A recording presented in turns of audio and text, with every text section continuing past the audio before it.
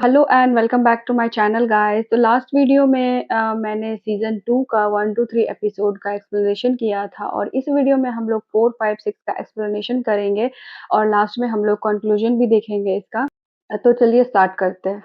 Episode 4 में हम देखते हैं कि पेप ने जिस लाइला से बात करी थी वो किसी को खोज रही है लिटिल किल्टन्स टाउन में। एंड पेप को ये बात पता चल जाती है एंड लाइला को भी ये बात पता चल जाती है कि पेप ही है स्क्रीन के पीछे जो उससे बात कर रही है। बट पेप जो है फेक अकाउंट से बात कर रही थी।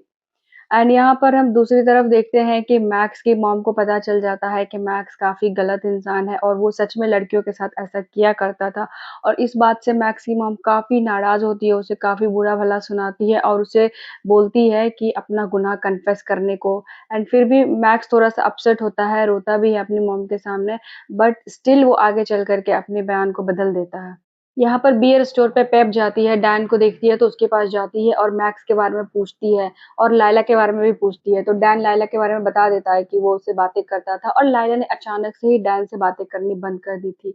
तो डैन थोड़ा-सा रूड होता है तो पेप गुस्से में आके उसे ये बता देती है कि वुमेन ए जो है मैक्स के खिलाफ गवाही देने वाली वो नैट ही है और नैट के साथ मैक्स ने भी गलत काम किया है। इस बात को सुन कर के डैन काफ़ी टूट जाता है और वो खुद को काफ़ी भला-बुरा बोलता है और कोसता है। काफ़ी उसका ब्रेकडाउन हो जाता है क्योंकि उसने अपनी बहन के खिलाफ ही जिसने काम किया था उसका साथ दे दिया अनजाने में। और इस बात से अपसेट होके डैन उसे सारी बातें सच-सच बता देता है और वो उसे ये भी बता देता है कि जिस रात जेमी गायब हुआ, उससे पहले वो डैन से मिलने आया था और उन दोनों के बीच में हाथापाई भी हुई थी और जो स्वेटर पे खून लगा था वो उसी का था। तो यहाँ पे डैन जो है वो पेप के साथ हो जाता है, पेप के सपोर्ट में आ जाता है एंड वो जाता है मैक्स के घर क्योंकि जो उस दिन गवाही थी और वो मैक्स को लेने जाता है और वो मैक्स को ले आके पेप के पास ले आता है और पेप और मैक्स में काफ़ी हीटेड आर्गुमेंट होता है। पेप जो है मैक्स को काफ़ी बुरा-भला बोलती है और इस बात से मैक्स काफ़ी गुस्सा हो जाता है और वो अपना फैसला बदल देता है और वो अब एक्सेप्ट नहीं करने वाला था अपने गुनाहों को जैसा कि उसने अपनी मॉम से प्रॉमिस किया था। तो गाइज़ हमें यहाँ पे यही समझ में आता है कि मैक्स काफ़ी बुरा इंसान था क्योंकि उसे कभी रियलाइज़ेशन हुआ ही नहीं था उसकी गलतियों का। वो बस अपनी मॉम के प्रेशर में आकर के इस चीज़ को एक्सेप्ट करने वाला था। इसीलिए वो अब यहाँ पे इस चीज़ के लिए मुकर जाता है। पेप अब स्कूल जाती है अपने इंग्लिश लिटरेचर टीचर से बात करने के लिए क्योंकि वो भी तो लायला से बातें करते थे ना, तो इस बात का पता लगाने के लिए पेप उनसे भी बातें करती है। और पहले तो टीचर मना करते हैं बट फिर पेप धमकी देती है, तो वो टीचर अपनी सारी बातें बता देते हैं। वो भी बताते हैं कि लायला से वो भी बातें करते थे बट अचानक से लायला को जब पता चला कि वो प्रोफ़ेसर हैं तो उसने बात करना बंद कर दिया था। और पेप ने जेमी के वॉच को ट्रैकर पे डाला था और उसे ये समझ में आ गया था कि जेमी का जो लास्ट लोकेशन दिखा रहा था, वो जेसन का वर्कशॉप दिखा रहा था। तो वो लोग जेसन के वर्कशॉप के आस-पास का एरिया दिखा रहा था। तो पेप एंड उसके सारे कॉलेज फ्रेंड्स जाते हैं जेमी को ढूँढने के लिए उस साइट पे और यहीं पे हमारा 4th एपिसोड खत्म हो जाता है गाइस। एपिसोड 5 के स्टार्टिंग में वहाँ पे एक चाकू मिलता है उसी साइट पे जहाँ पे जेमी गायब हुआ था और रात को पेप एंड उसके फ्रेंड्स मिल करके वहाँ पे जाते हैं जिस साइट पे ये चाकू मिला था और वहाँ पे जाते हैं और चेक करते हैं कहीं पे छुप करके तो देखते हैं वहाँ पे बैकग्राउंड से लूक की आवाज़ आ रही है और कोई एक और पर्सन भी वहाँ पे था। और गाइस लूक जो है वो नैट का बीएफ था और वो काफ़ी बड़ा था। पेप को काफ़ी शक होता है उसपे और वो जाती है लूक से बात करने के लिए भी जाती है बट लूक ज़्यादा कुछ नहीं बताता उसे लायला के बारे में। तो पेप को इससे कोई हेल्प नहीं मिलती और उसी वक़्त कोर्ट का फैसला भी आ जाता है गाइज़ और रवि वहाँ पे था कोर्ट में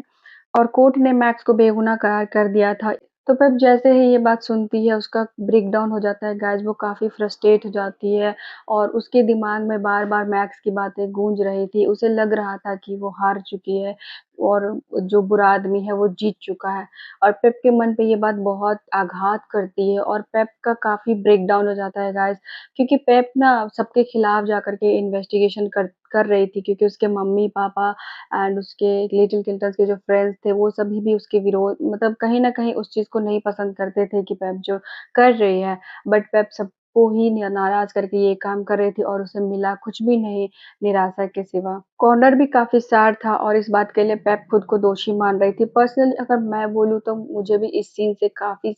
बुरा लग रहा था गाइज़, क्योंकि पूरे सीज़न में आप कभी भी पेप को इतना सैड, इतना ब्रेकडाउन नहीं देखेंगे उसका और ये देख कर के आपको भी बहुत बुरा लग सकता है क्योंकि जो लड़की इतना कॉन्फिडेंस है जिसके अंदर और इतनी ज़्यादा इंटेलिजेंट है और वो कभी हार नहीं मानती है। आप पेप को कहीं नहीं देखेंगे कि वो किसी बात से हार मान रही है, वो हमेशा आगे बढ़ रही है, सोच रही है, इन्वेस्टिगेट कर रही है। बट इस टाइम पे जब उसका ब्रेकडाउन हो जाता है ना, तो ये चीज़ बहुत बुरी लगती है। और लास्टली रवि आता है पेप के पास एंड उसे काफ़ी कम्फर्ट करता है, उसे इंस्पायर करता है और रवि के साथ पेप फिर आगे इस चीज़ को एक्सेप्ट कर लेती है। और यहाँ पर आपको पेप और रवि का एक अनोखा रिलेशनशिप देखने को मिलेगा गाइस, क्योंकि रवि जो है वो काफ़ी शांत और काफ़ी ऐसा सबमिसिव है कि वो पेप की सारी चीज़ों को एक्सेप्ट कर लेता है एंड पेप जो है काफ़ी मूडी है, कभी उसे गुस्सा आता है, कभी वो अपसेट होती है, कभी वो बहुत खुश होती है एंड रवि जो है उन सारी चीज़ों को बहुत अच्छे से एब्ज़ॉर्ब कर लेता है और पेप को काफ़ी अच्छे से समझता है और हमेशा उसे मोटिवेट करता है। यहाँ तक कि जब पेप की वज़ह से रवि को भी प्रॉब्लम हुई थी, तब भी रवि ने पेप का साथ नहीं छोड़ा था, तो ये रिलेशनशिप काफ़ी परफेक्ट लगती है। पेप जब नेक्स्ट डे लूक से मिलती है, तो वहाँ पे उसे जेमी के बारे में पता करना था, जेमी के बारे में पूछना था और जेमी के बारे में पूछते-पूछते उसे चाइल्ड ब्रंसविक के बारे में पता चलता है और चाइल्ड ब्रंसविक पहले बहुत पुराने टाइम में काफ़ी एक सीरियल किलर के नाम से जाना जाता था।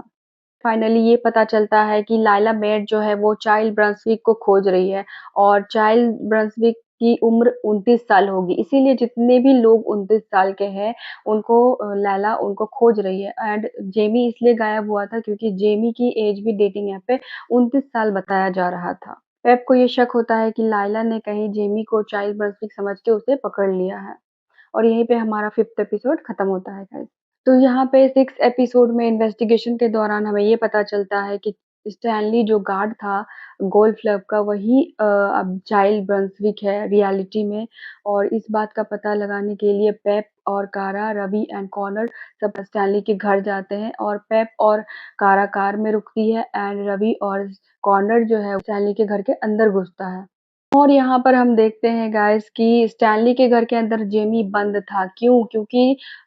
स्टैनली को ये लगा था कि जेमी ही लायला है और स्टैनली को ये बात पता था कि लायला स्टैनली को मारने वाली है, इसीलिए उसने जेमी को बंद करके रखा हुआ था। जहाँ पे कार में पेप और कारा रुकी हुई थी, वहाँ पे स्टैनली आ जाता है एंड स्टैनली से पेप बातें करती है और स्टैनली उसे सारी बातें सच-सच बता देता है। और स्टैनली पेप को ये बात बताता है कि इसमें स्टैनली की कोई गलती नहीं है और उसके डैड ने ये जो काम किया था, उसके डैड ने एक्चुअली जो क्राइम किया था, बच्चों को मारा था, उसके डैड सीरियल किलर थे और स्टैनली जो था वो बच्चों को अपने पास बुला करके अपने साथ खेलने के लिए ले आके अपने घर ले आता था और उसके डैड जो थे वो उस बच्चे का मर्डर कर देते थे। तो इसलिए चाइल्ड इसका नाम भी चाइल्ड ब्रंसविक रखा गया और इसे भी सीरियल किलर समझा जाता था।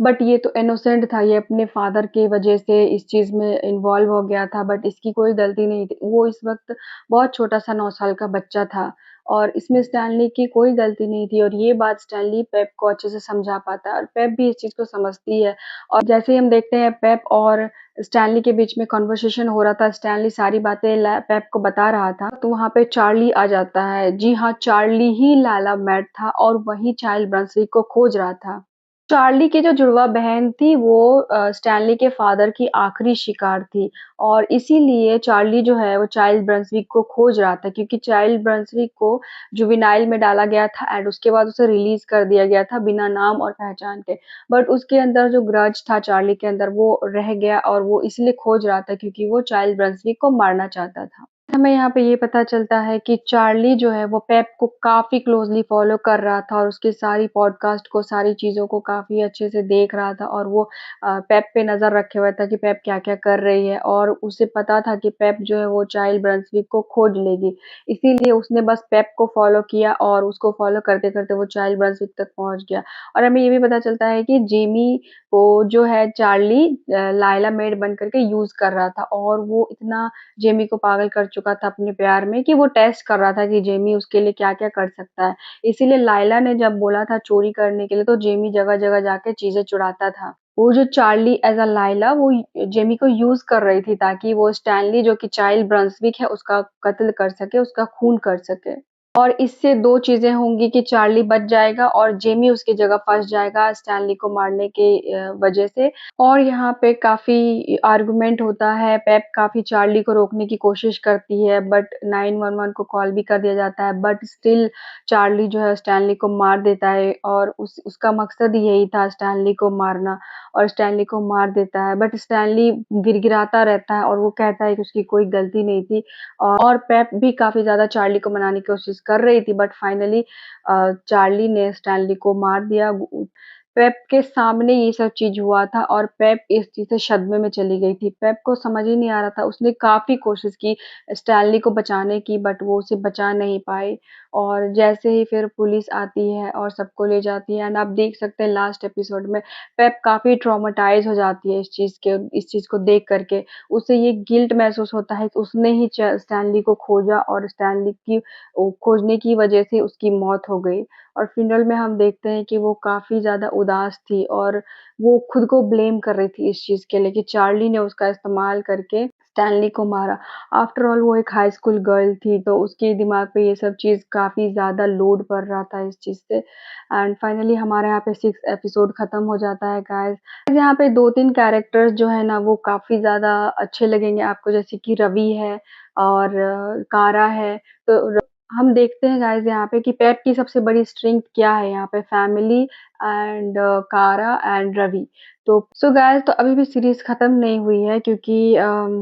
नेक्स्ट सीज़न आने वाला है और हम देखेंगे कि मैक्स जो बड़ी हो गया था इस चीज़ से, तो उसे भी सज़ा दिलाना है क्योंकि बेका एंड नैट ने जो गवाही दी थी उस सब चीज़ के खिलाफ, उसकी गवाही का कोई इस यूज़ नहीं रह गया फिर। मैक्स के खिलाफ पूरे सच्चे सबूत नहीं मिल पाए क्योंकि मैक्स ही यहाँ पे ऐसा बंदा है जिसको कि सारी चीज़ें सॉल्व हो जाती है, बस मैक्स की जो प्रॉब्लम है वो सॉल्व नहीं हो पा रही पेप से। हम देखते हैं कि ये चाइल्ड ब्रंसविक वाला केस तो सॉल्व हो चुका है बट इसका जो गिल्ट है वो पेप के ऊपर हमेशा ही रहेगा और इस गिल्ट को कैरी फॉरवर्ड करती रहेगी पेप, मुझे ऐसा लगता है एंड इस बात से वो काफ़ी ज़्यादा अलर्ट भी हो जाएगी। तब तक के लिए bye bye, take care and मिलते हैं नेक्स्ट वीडियो में।